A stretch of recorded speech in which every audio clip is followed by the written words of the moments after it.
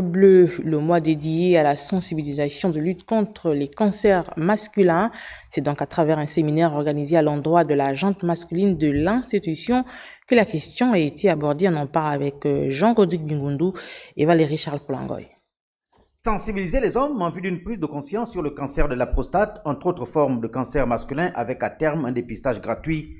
C'est tout l'intérêt du présent séminaire sur le thème « Contre le cancer, je m'engage à une vie saine », initié dans le cadre du mois de novembre, dédié à cette cause, à l'intention des honorables députés hommes et du personnel masculin de l'Assemblée nationale de la transition par le RENAFED, le Réseau national des femmes députées. Le Réseau national des femmes députées, RENAFED, met un point d'honneur sur la préservation de la santé de nos collègues.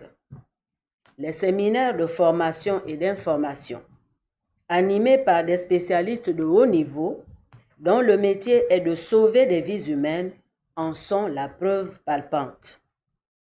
Permettez-moi donc de saluer ici la présence du professeur Ndangu Stevi, éminent urologue, et celle de notre professeur Maison, le professeur donc Bayonne Manou, lui aussi urologue.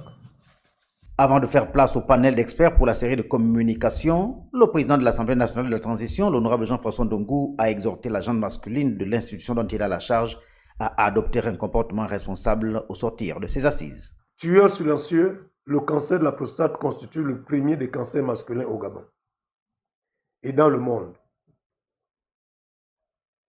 Aussi, je nous exhorte, tous, chers collègues, à adopter de bonnes habitudes alimentaires, un mode de vie sain dans une optique de prévention de cette pathologie.